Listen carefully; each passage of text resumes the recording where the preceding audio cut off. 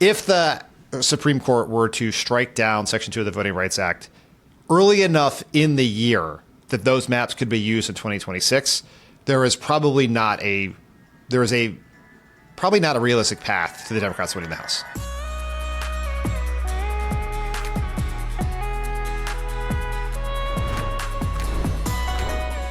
Welcome to Assembly Required with Stacey Abrams from Crooked Media. I'm your host, Stacey Abrams. On November 4th, Democrats didn't just score a few wins or survive this off-year election cycle. We won a lot, everywhere. We elected new governors of New Jersey and Virginia, Mikey Sherrill and Abigail Spanberger. New York City set records in electing its new mayor, Zohran Mamdani. In the South, where we've been written off more than once, Democrats unseated Republicans in 2 of 5 slots on Georgia's Public Service Commission.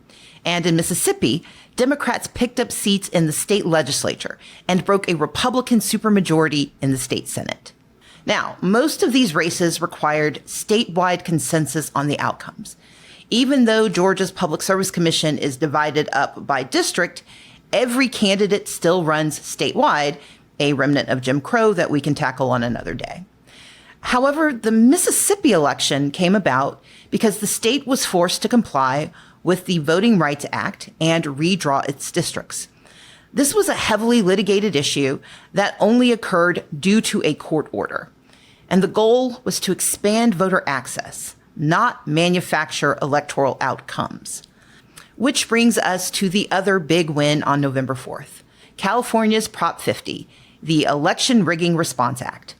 This emergency change to the state's electoral maps was enacted to secure 5 additional House seats ahead of the 2026 midterms and to counter racist gerrymandering in Texas, Missouri, and North Carolina, where congressional maps are being redrawn by naked political ambition in order to diminish the voting rights of people of color and limit their choices. No court order mandated this mid-decade massacre of voting rights. An authoritarian political power grab made them do it.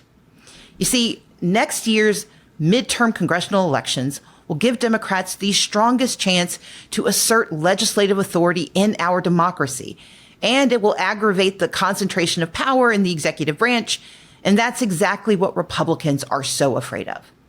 You see, step 3 in the 10 steps to authoritarianism is to weaken competing powers. Well, step 10 is to end democracy itself by disrupting election systems and redistricting, restricting who can vote so no meaningful opposition can ever win again. Texas Republicans, directed by President Trump, redrew their maps to dilute Latino and Black voting power, which tends to lean Democratic. In Missouri, they carved up the 1 seat held by a Black Democrat representing a majority white district. North Carolina recently created the 7th new Republican-leaning district, also targeting voters of color. Look, this tactic is nothing new, but they didn't anticipate Democrats in California and across the country fighting back. So now the battle lines for a competitive democracy are quietly being redrawn, where partisanship rather than representation is the stated and explicit goal. While redistricting is not a new field of dispute, this is about more than Democrats and Republicans. With a weakened Congress that has shown few signs of standing in the way of expanded executive power, from an undeclared war in the Caribbean that has taken 79 lives so far, to the rampant corruption that includes, most recently, a $220 million no-bid contract going to a cabinet member's friends, American democracy needs a second branch of government willing to speak truth to power, if not just slow it down. Joining me today to talk about why redistricting is a matter of democracy's survival and what it tells us about the state of the Democratic Party is Dan Pfeiffer, co-host of Pod Save America, author of the Message Box newsletter, former senior advisor to President Barack Obama, and Crooked Media's resident polling expert. Dan Pfeiffer, welcome to Assembly Required. I'm excited to be here. Thank you. Well, I was telling you before the show, but I'll say it for everyone to hear. I love the message box. It is one of my favorite Substacks. And so thank you for doing that.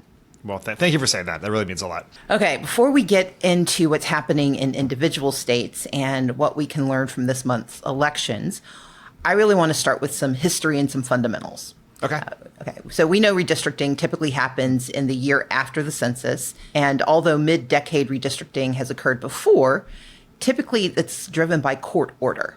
Mm-hmm. In 2002, Texas and Colorado Republicans both tried to redraw their maps. And it was the first time in U.S. history that a state reopened redistricting for partisan political purposes after a redistricting plan had been adopted. The Colorado Supreme Court shut those maps down, but Texas proceeded.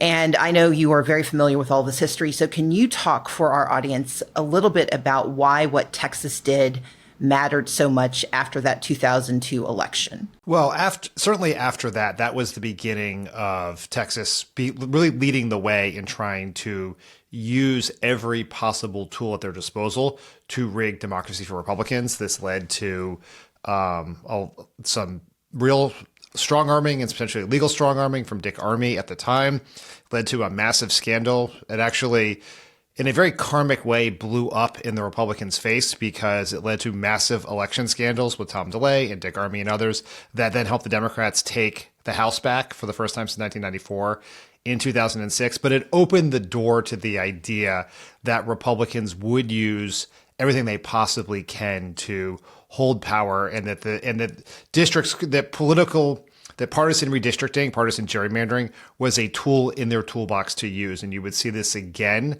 later on, earlier in the Trump era, when North Carolina, which has actually now redrawn its districts in almost every single election cycle, has done similar things. And then everything exploded this year. Okay, and you just said something I want to really hone in on. Can you explain the difference between redistricting as a tool and gerrymandering as a political mechanism? Right. Well, every 10 years, we get new census information, and it is a reason to redraw the districts to balance population shifts, to balance diversity within districts. You know, we are, for the time being, at least operating still under the Voting Rights Act, which insists that you cannot draw districts in ways to exclude racial minorities. It's a way to ensure that districts don't look like that because of huge population shifts. And so that is simply just a normal process. It happens every 10 years, happens for legislative districts and congressional districts. And then there is partisan gerrymandering, which is the specific idea that we're going to draw the districts, not to ensure equal representation for everyone in the state, but to ensure specific advantage representation for one of the two parties. My very first special session as minority leader was when Georgia Republicans controlled redistricting for the first time in Georgia history. And they intentionally gerrymandered the state to give themselves nearly 70% of congressional seats, 67% of state legislative seats, even though they'd only won 53% of the statewide vote. But states like Georgia have never considered independent maps like California. And that's typically because the states that play fair are the only states who believe in fair play. Right. Do you think it was a mistake for states like California to pursue independent redistricting if not every other state was on board? Probably.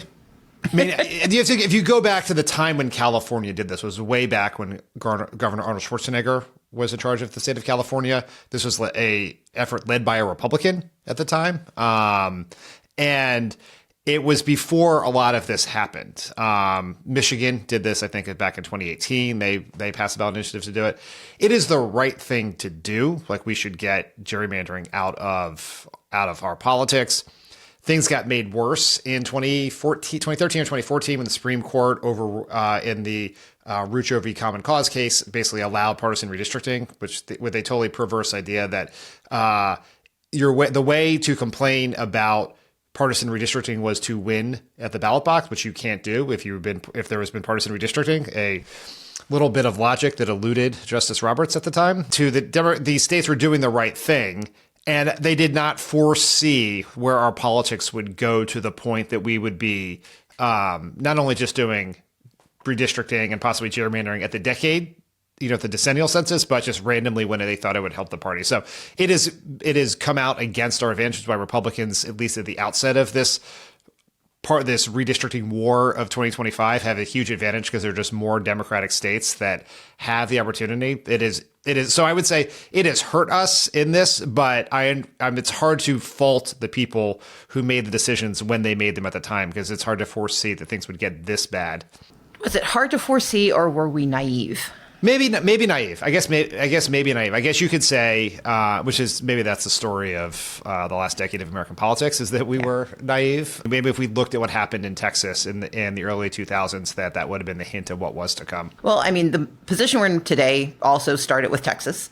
So we are here today to talk about Prop 50 out of California, but this started with Texas. And can you just ground our listeners in what happened there, why Texas decided to once again destroy America, and how Donald Trump was personally involved? Yes. So Republicans were looking nationally at the map, and history would show that it would be a good year for Democrats. This is, depending on how you look at either Trump's first or second midterm, either way, that is usually a very good election for the party out of power.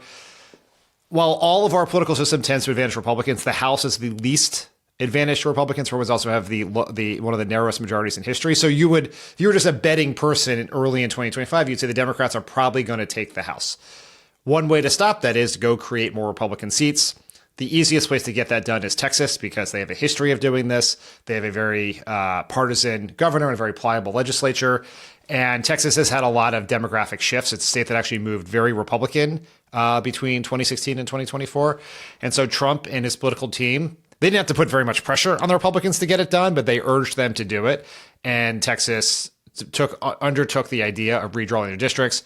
Democrats from the legislature in Texas fled to deny them quorum, but eventually they had to return, and they passed these maps. And these maps likely give the Republicans between 4 to 5 seats in this upcoming election. And that sparked as you mentioned, a war going forward that would lead to both sides upping the ante and a lot of redistricting to come. So the U.S. Justice Department is now suing California to block the new maps that were authorized by Proposition 50.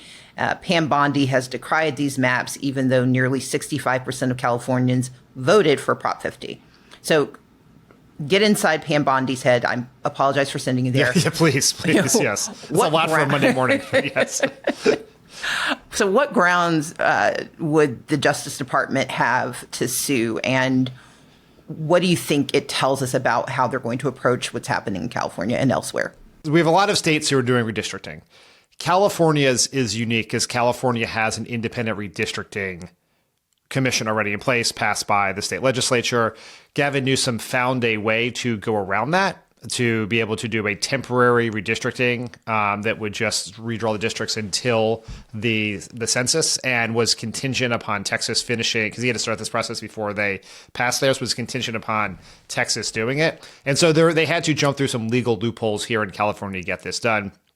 That is the putative grounds upon which they are trying to stop this.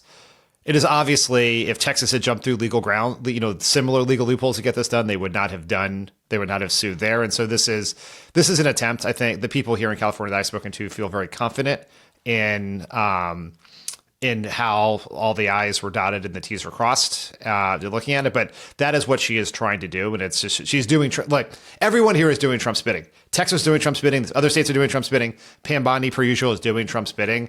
I'm skeptical she will succeed here, but it's evidence that they are going to use every lever of power available to them to try to hold on to the House at all costs. So let's talk about some of the other states that are taking sides in this fight. I don't count Utah, where their actions were ordered, or Indiana, where they have now refused to convene a special session. Are there any specific states that you've got your eye on? So you mentioned Utah, which was by court order, but we actually picked up a seat in that. There's now a likely Democratic seat. It's the seat that Ben McAdams held in Congress for a long time before losing it. So that's a possible Democratic pickup. You have Missouri, which has likely picked up one Republican seat there.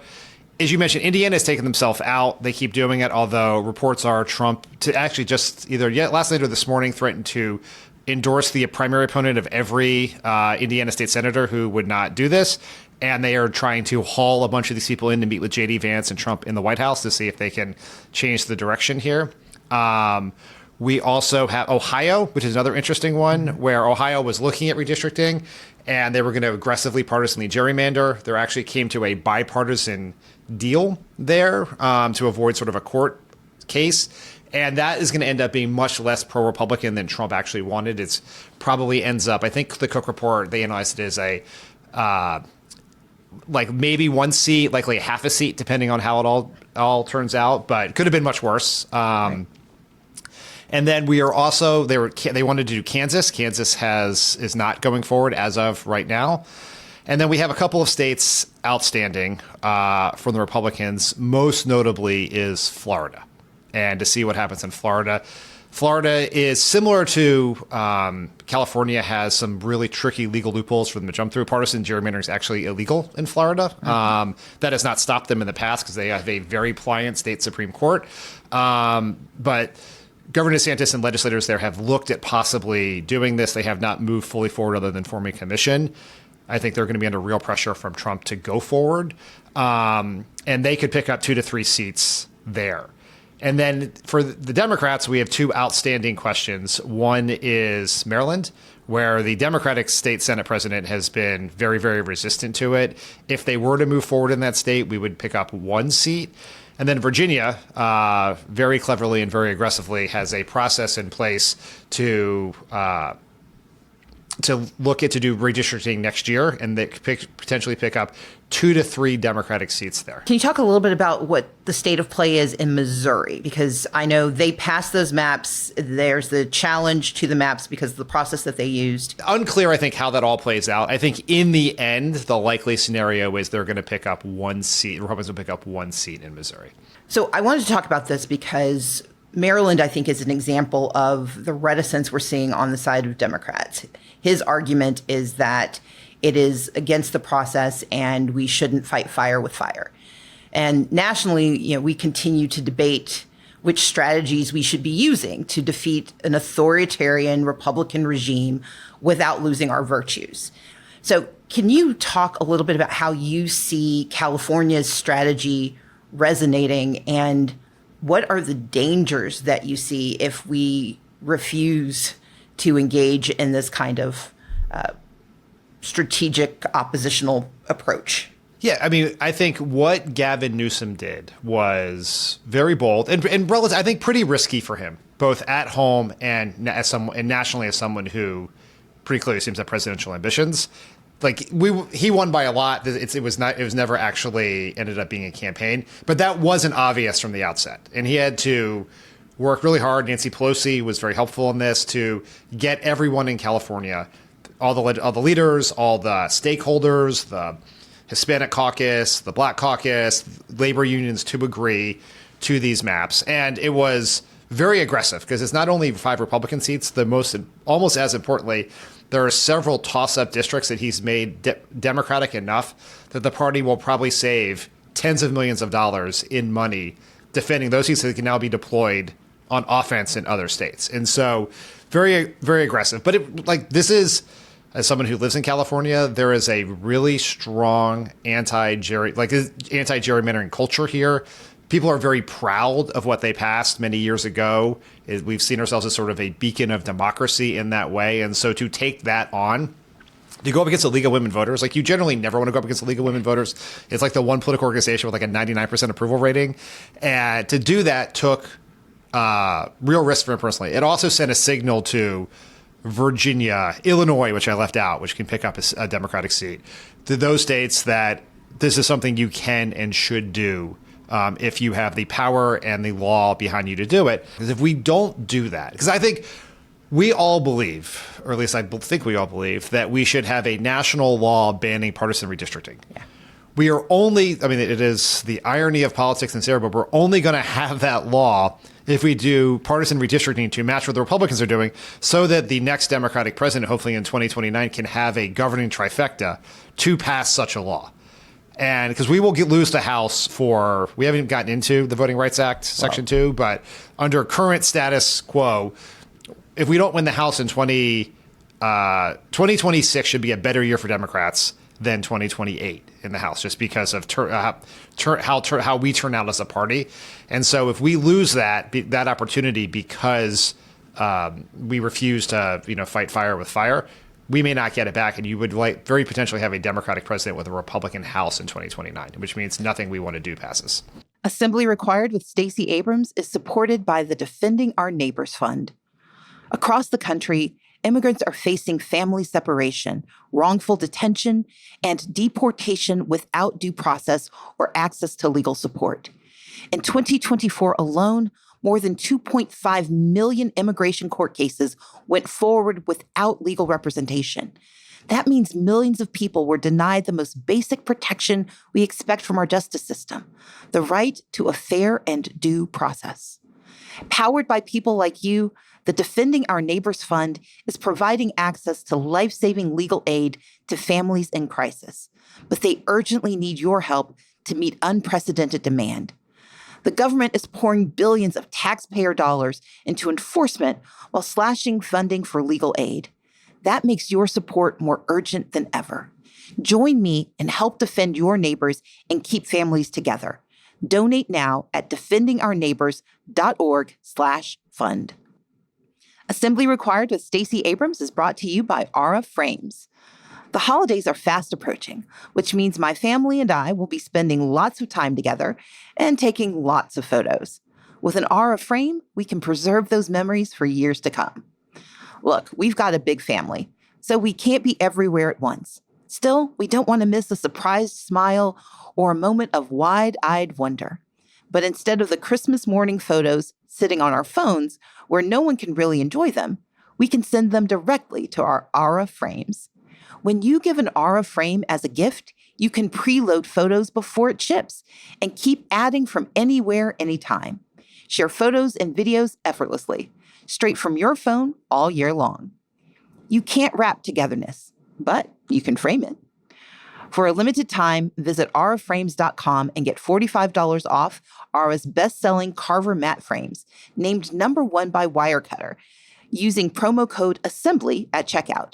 That's auraframes.com, promo code ASSEMBLY. This exclusive Black Friday Cyber Monday deal is the best of the year, so order now before it ends. And support the show by mentioning us at checkout. Terms and conditions apply. So let's talk about the Calais decision, which is the voting rights decision. It's a case brought by a group of white voters in Louisiana who were opposing the redrawing of the maps that were required because for a moment the Supreme Court actually upheld the Voting Rights Act. Yes. And which was notable. Yes. Very notable. It's like they got confused for a second. And now they're trying to undo it. And there is the very real risk that with the Calais decision, the House will lose upwards of 19 seats. And if you combine that with redistricting, we're essentially looking at an American Duma that is populated by right-wing Republican authoritarians for 10, 20 years. No. Did I miss anything? No, that's exactly right. I mean, what's interesting, we can get into that case specifically, but if you look at it right now, right, we are the most, if let's say Florida moves forward and Virginia moves forward, but Indiana and Maryland, which don't seem like they have a good chance of doing it, don't. We're kind of going to net out at about a tie because of what California did and because of what happened in Ohio in particular. And so I don't think that's great, but it's, maybe we're down a seat out of that. But that's like still a world in which we can win. If the Supreme Court were to strike down Section 2 of the Voting Rights Act early enough in the year that those maps could be used in 2026, there is probably not a realistic path to the Democrats winning the House. And the timing here matters a lot because this is going to matter most in southern states. Most of these southern states hold their primaries pretty early, like in March. And it becomes very, very challenging to do this if the decision comes after the primaries are done. Because then you have to redo the primaries, redraw the maps, redo the primaries, hold the general election all by the first Tuesday in November. And so we're I think probably every day starting around, the second week of January, we're all just going to be waiting on pins and needles to see what the Supreme Court is going to do. Are they going to do this if they do it on their normal calendar in June, that would at least forestall the doom until 2028 at the earliest. But it's very, very concerning. So I want to stay here because part of what's been happening in our party is this argument about identity politics. And I've been very vocal about my distaste for how that is framed. But at the heart of striking down Section 2 of the Voting Rights Act is the elimination of majority-minority districts, which were designed to provide people of color in particular with the ability to vote for candidates of their choice. And what I wanted you to do is to talk about it both from the vantage point of the VRA as a tool, but also what it presages for the arguments that we're having within our party about identity and race. And I'm just going to let you talk. Sure. So I think the way to think about it I think it has often been talked about in the discourse over the last few months here as we've been talking about the striking down as that these districts were drawn specifically to ensure mostly black representation in the South. I think that's how the Republicans want it talked about. But the other part to understand is it's also that way because the way the Republicans were drawing the district, or not even always Republicans, because before the VRA it was also Democrats in the South. But the way the districts were being drawn by white politicians in the South was to divide up these very concentrated enclave, either in cities or in rural areas, to divide them up so as to ensure that no single district had enough black voters to possibly allow there to be black representation. And so taking this down will allow them to do that again, right? To draw the districts in cities in the South that have, very concentrated, large black populations and just cut off this little part of the city, this little part of the city, and to create these suburban districts as opposed to one singular city district, in instance, which would likely have, which would, be similar to the districts we have now. And to give a sense of how devious they are about this, there was a sort of a Republican gerrymandering expert who was advising the party all throughout the 2010 redistricting and then got involved in North Carolina and when they tried to redraw their districts back in 2016 or 2018, I can't remember. And when he passed away as part of a lawsuit, all of his files came forward and they showed the maps they were going to use in North Carolina where they were literally drawing through HBCUs in North Carolina to ensure that the entire population of like North Carolina A&T was not in one district. Yeah. Like that's how devious this would be. And so this is going to allow that to happen again. It's going to allow white politicians for both racial and partisan reasons to draw districts to dilute black representation, mostly black representation in the South, but it can also be Hispanic representation like in the Rio Grande Valley and some other parts of the country. And what that is going to mean is we're going to end up with a much whiter Congress, a much, much whiter Congress, and a much more Republican Congress that is not going to be representative of the country. And this is a place where, like as you point out, we are wrapped around the axle on these arguments of identity politics and DEI and critical race theory, and Democrats have felt like they've been on the back foot for years now on this, pretty much ever since 2021. And this is one of those times where you can't shy away from the fight because it's about a small group of politicians using their power to keep power for themselves. And I think we have to be willing to take on that fight and argue for it because if we're not fighting for that, like what are we fighting for? I mean, for me, that reminds me, 2 weeks ago when we were in our sugar high, when Mondami won, a significant portion of his victory was absolutely powered by younger voters. And he focused heavily on sort of the practical aspects of affordability, freeze the rent, fast and free buses, universal childcare. But he also sharply rebuked those who tried to attack him on issues of religion and ethnicity. And his campaign succeeded at the same time that, Governor-elect Abigail Spanberger also achieved dramatically high turnout rates from young people. And you hear this argument that one was about identity and the other was not. And I think we're learning the wrong lessons. Okay. I would love to hear you talk about why it is absolutely logical that Democrats seize both Abigail and Zoran's approach, because identity does matter in this moment when we're talking about who holds political power. Well, this is sort of gets at the intellectual paucity of the quote unquote identity politics debate, because it is actually everything's about identity. Everything's always been about identity. Like who you are. And it's not just like who I am. It's how people see, from a policy perspective, what do people see in me that they relate to, that connects to their identity? That could be, we've had similar experiences growing up in a certain way. It could be obviously I think what Zoran went through in New York, and that the sort of the very gross and racist and Islamophobic attacks from Cuomo and the super PACs, like there are a lot of people in New York who have been through that. A city with a large Muslim and immigrant population have been through that. They see that in themselves. And it's actually even more true now in the age of the internet, where everything is identity, almost operates on an identity graph, right? Do you remember, like in the early 2000s, you would get those BuzzFeed quizzes, or 2010s, they were like, how to know that you're a 90s kid who loved MTV, or that you're from Virginia, or you're from, like, and those rocket across the internet because people, it was a chance to be a part of themselves. And then that could be your ethnic background. It could be your economic background. It could be the state you're from. And that there is just every part of politics identity, because every politician is trying to relate to people in some way in a shared experience. Like my experience is obviously political experiences working with Barack Obama. And there were people who related to him because he was black, people who related to him because he was a son of a single mother, people related to him because he was on food stamps at some point, or he had these Midwestern Kansas grandparents or whatever else.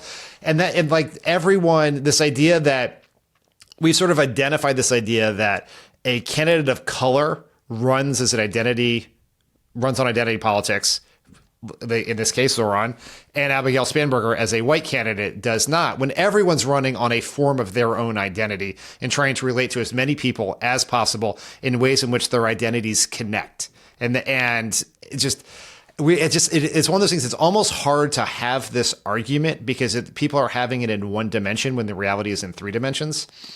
I mean, one of the issues that I have with the way we talk about it, and this I think is a place where you and I vehemently agree, is that we are being guided in our conversations and our policies and our politics by Republicans. We don't have independent thought anymore.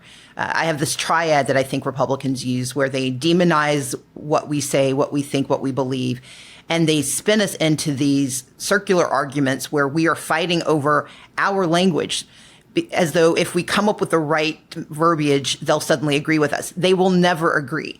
But while we're busy fighting over the language that they're never going to like, they move on to litigation and legislation while we're still trying to figure out how do we rearrange the letters or appeal and appease with how we talk about who we are.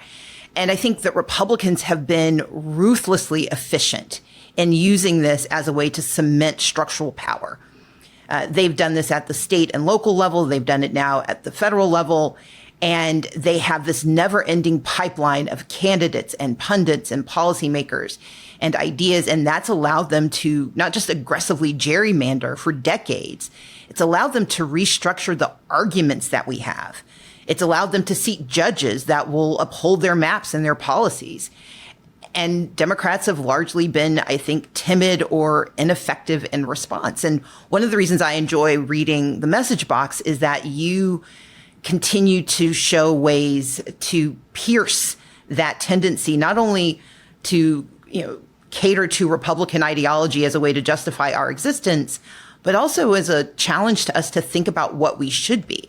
So how should Democrats think about this present moment as an opportunity for courage and for fighting back? Yeah, so you have hit on something that I call the magic words fallacy, which Democrats have had for as long as I've been in politics. Every time we run into some sort of political trouble. I remember this after 2000, I remember after 2004. I remember just watching politics as a college kid after the 1994 election. We become obsessed with how do we find the right words that will persuade people of things. And it's never the right policy or the right messenger or the right politician. It's the right words, right? Because we've convinced ourselves that we lost the taxes argument because they use the term death tax. We use the term inheritance tax. That for a long time, this has changed recently, but for a long time, we lost the abortion argument because they said pro-life and we said pro-choice. And they had defined their position as pro-life. And that is just such a that is a simplistic and I think almost cowardly way of looking at it, because it allows you to, it pins you into fighting the argument on their terms. So you have to have the argument now in their territory, but it also allows you to not wrestle with any of the harder questions about what we actually stand for, what our values are, anything else. Because if it's like, we don't have to get new leaders, we just have to get new words. And words are much cheaper and easier and less disruptive than new leaders. And so I think we've fallen into that trap again since 2024. Like, we are obsessed with it really actually began in 2021. It sort of began when we kind of started the Biden era, like, on our back foot. That election was closer than we thought. And we lose the governorship in 2021. It's CRT, it's DEI, it's the sort of the perceived backlash to everything that happened from 2018 to 2020. And like, for Democrats, I think going forward is we have to think about how to be on offense, not on defense. Where can we push forward? What are the issues that, or I guess I'd say, how do we abandon this sort of learned helplessness where we can't win the arguments that, that we've sort of decided we can't win the immigration argument. And so the way to do it is to not talk about it. When you can't not talk about it because large portions of this country have masked ICE agents storming through them, and U.S. citizens are being detained and people are being rendered to torture prisons without due process. Like, we have to talk about it. So how can we think about it in a way to talk about it, not from a perspective of defense? Like, how can we, you sort of hear Democrats talk about it and they're like, we have to use all these caveats at first before we can get to offense. So we always start on defense. It's like, I think the border should be secure, but all of these things. And yes, we should absolutely be for a secure border. Voters want that. We've been for that for a long time. But how do we think about being on offense? I think the big thing is it's really a mentality shift in the party. And there is a massive opportunity right now. This is one of those moments, you can see it happening before us, where it is, I really think it's like an emperor has no clothes moment for Trump, where people are beginning to see that he's not what they thought he was. The MAGA coalition is cracking up. The 2025 election showed us that there is a pretty decent swath of people who voted for Trump in 2024 who are open to us now. And if we can think about this moment, not in just how do we get to exactly 50.1% in 7 battleground states, but how can we have this sort of broad, aggressive, populist, progressive, unifying message that could put some of these states that haven't been in play in a while back in play, right? Where we could potentially be competitive in places where we haven't been competitive before. And that could mean going on offense in states like South Carolina or places in the South where we have made progress, or winning back, becoming competitive again in the Ohio's and Iowa's and Florida's of the world that have moved away from us since 2012. And so I just think we have to think big. And I think our tendency as a party is to think small. Well, speaking of which, we recently watched Democratic senators cave on the shutdown, followed by some members of the House who were very happy to also lend their support. And you wrote this piece about how angry you were at the 8 Democrats. You said they capitulated at the point of maximum leverage, and that they were trying to sell this as some sort of win is embarrassing. Now, to your point, there are a lot of folks who've been pushing back, saying, "Oh, no other outcome was realistic. We couldn't have gotten anything better."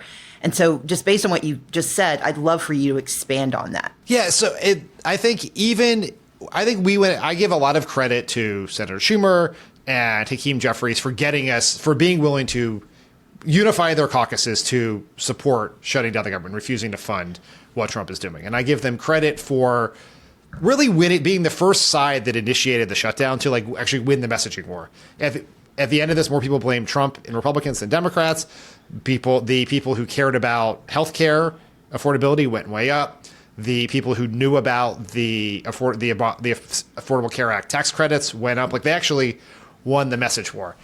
I'm not sure that most of the people who voted for that shutdown, even many of them in leadership, thought we were actually going to win in the end.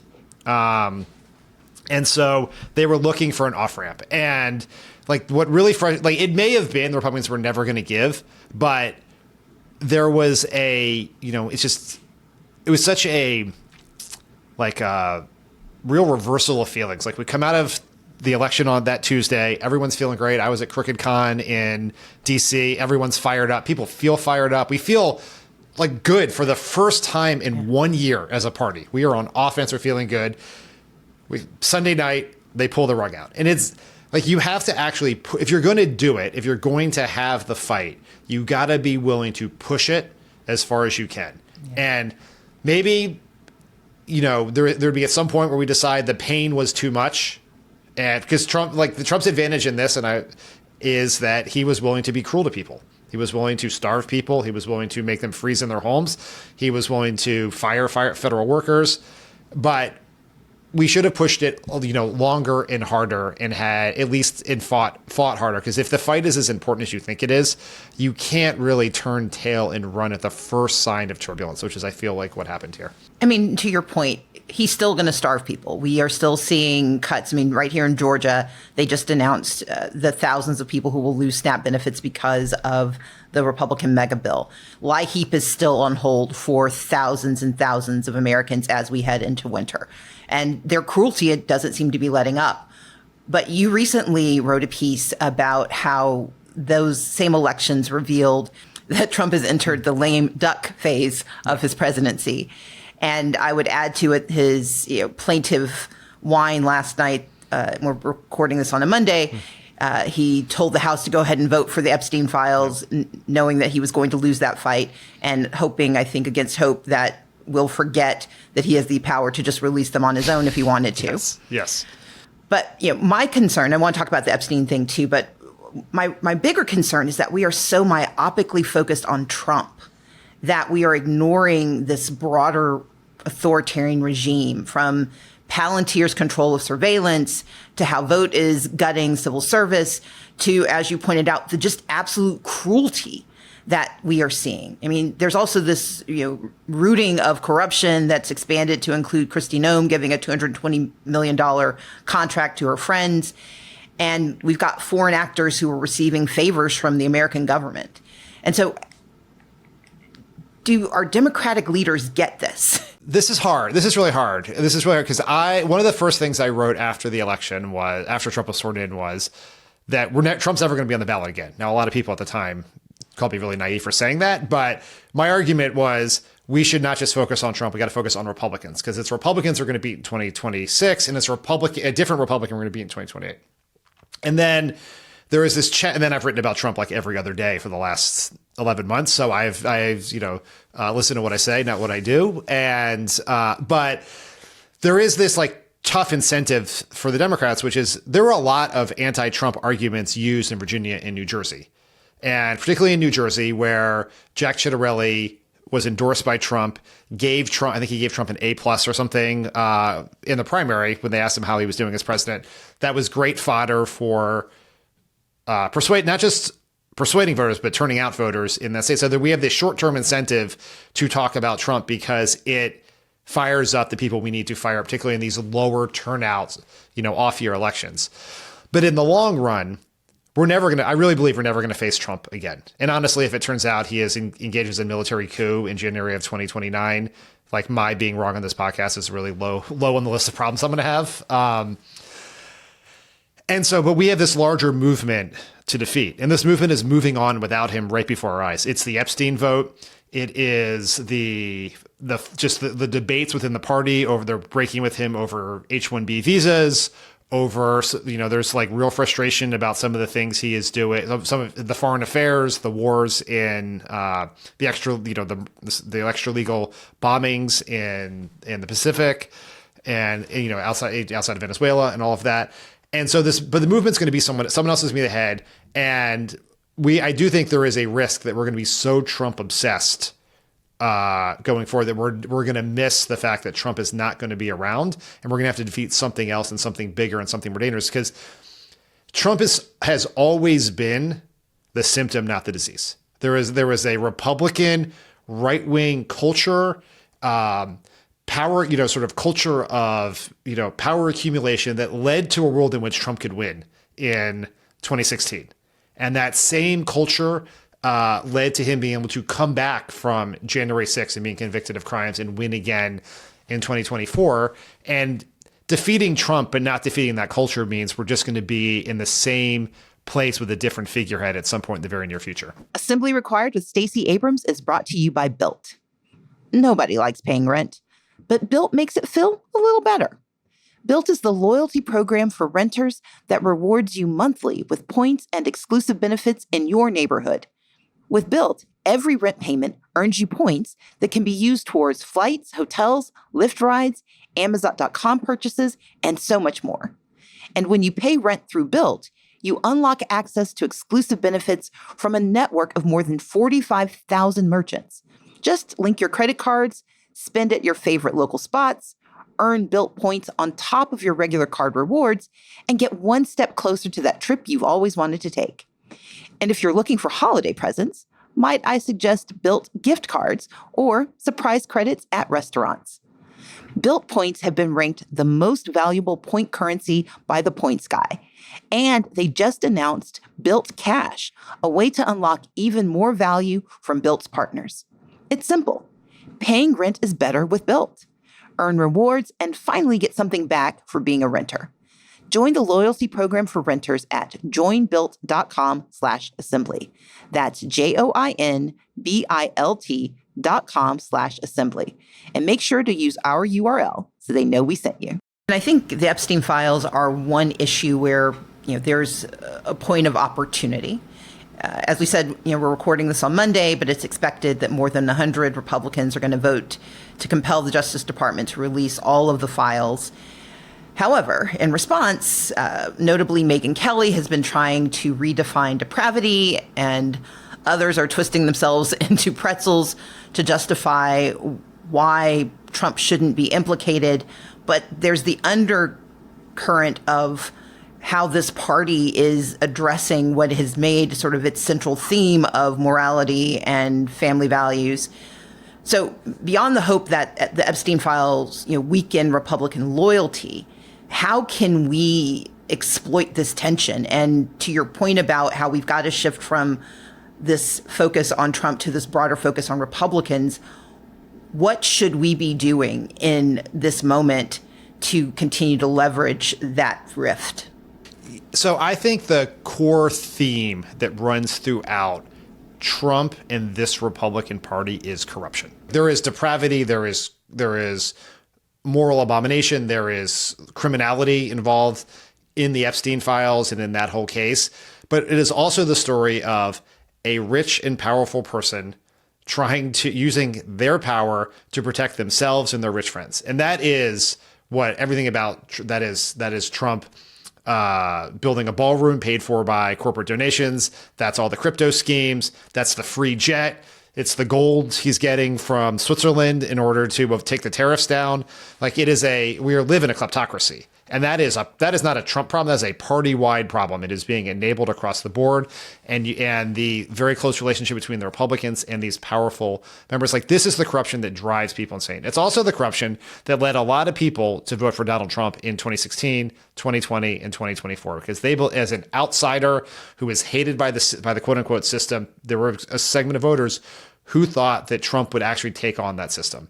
He has made that system worse. He's used that system to help himself. And I think Democrats I think we have to run against that. And we have to prove to people that we are capable of being the ones who actually fix the system. Because I think one of the traps we've fallen into is we have made ourselves, I think, sound a lot like the defenders of the broken system, because we're so rightfully outraged about all the institutions that Trump is burning down, the norms he's breaking through, the federal workers he's firing, that we are constantly telling him to stop doing those things, but not saying what we would do differently. We're going to have to understand how people actually feel about politics and institutions in the United States and be seen as people who will actually take them on and fix them. How do we do that when we don't control Congress? I mean, it seems to be that we get that we should, and we complain about it to each other, but it doesn't seem to break through.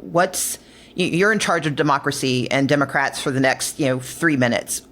Give us instructions. What do we do? Well, the first thing I would do is I would have every house, I would do a version of the Contract for America that has, we could pick 10 ideas. 6 of them are involve getting money and power out of politics. We have to get rid of stock trading by members of Congress. We want to get dark money out of politics. We want to reduce corporate influence. I think we should have rules that members of Congress can never become lobbyists, that people who work in the government cannot be lobbyists for 5 years or 10 years. We have to end. We need those ideas that show we actually want to get money out of power. And then the other 4 ideas, or we can do 5 and 5, whatever, are about affordability and lowering prices and raising wages. And everyone should run on that. Every single day. Like, obviously, we can't do those things right away. We're not going to have the presidency even if we win. But we should absolutely have an agenda. And then I think in 2028, when we have a bunch of Democrats running for president, and that process will start the day after the 2026 elections, I will encourage every one of those Democrats I talk to publicly and privately to really have a reform agenda, to run as people who are going to fix the system. We should have a big debate about those ideas. Right. We need economic ideas because affordability will remain a huge issue because of economic inequality and low wages and higher prices in this country. But we also need it's not just political reform, because I think that can be sometimes a little like ivory tower. But it's got to be really like getting money out of politics, right? Get special influence and corporate power out of politics. And so I think those two things allow us to have that to set ourselves up for in 2028 to be that party. And it starts in 2026. I don't think they're going to take my advice, but I'm going to try. Well, I'm going to do my best to okay, tell them. Thank you. Okay, last question. So here at Assembly Required, we give homework. And usually it's action items on how people can make a difference. And you are welcome to offer that, because I know you're at Crooked Con and you heard lots of things for people to do. But I have you here not only as a redistricting maven, but as the resident polling expert at Crooked Media. And so I've got a polling question for you that will be an action item. Okay, so over the next 50 weeks, people are going to hear poll after poll after poll telling them about either doom or salvation coming our way. How should listeners talk about the polling data that they're going to be hearing? How should they process it? And what's the one thing you want them to do with that polling data and the one thing you don't want them to do with that polling data? Okay, so here's how to think about polls. They are imprecise snapshots in time. We cannot think about them as prediction of what's going to happen. And what we really have to stop doing, and I'm guilty of this too, is using them to manage our emotions about the election, right? Where it is, I always think about 2020, where if the polls showed a tied election and then Biden won by this very narrow margin in these in these battleground states 2 days after the election, everyone would have been super happy. But because we all thought he was going to win by 7, they were going to call it at 10, and we could all have open the champagne we didn't open in 2016. Everyone was freaking out, and it's because they're emotional crutches for us, and so we have to stop thinking about it that way. The way I would just think of polling as a snapshot in time, and to use it as motivation. And I just thought I would tell you is if the polls feel too good, think they're too good and go do work to make sure that they end up being that good. If the polls seem bad, go do the work, the volunteering, the canvassing, the phone bank, whatever it is, to make sure that the polls end up the way you want them. It's just like, that's all it is. We obsess about it. I mean, I host a podcast called Polar Coaster, so I am guilty of this, but that's one of the messages we have is it is just giving you one imprecise snapshot of what's happening in time, and then it's up to you to determine what actually happens at the end. Dan Pfeiffer, thank you so much for joining us on Assembly Required. So happy to be here. It was so much fun. As always on Assembly Required, we're here to give you real, actionable tools to face today's biggest challenges. First, be curious. If you enjoyed my conversation with Dan Pfeiffer, subscribe to his weekly message box newsletter, where he breaks down the latest polls, key events, and political trends. It's one of my go-to sources for analysis and insight. You can also become a friend of the pod here at Crooked Media and get access to his subscriber-only shows like Polar Coaster. Number 2, solve problems.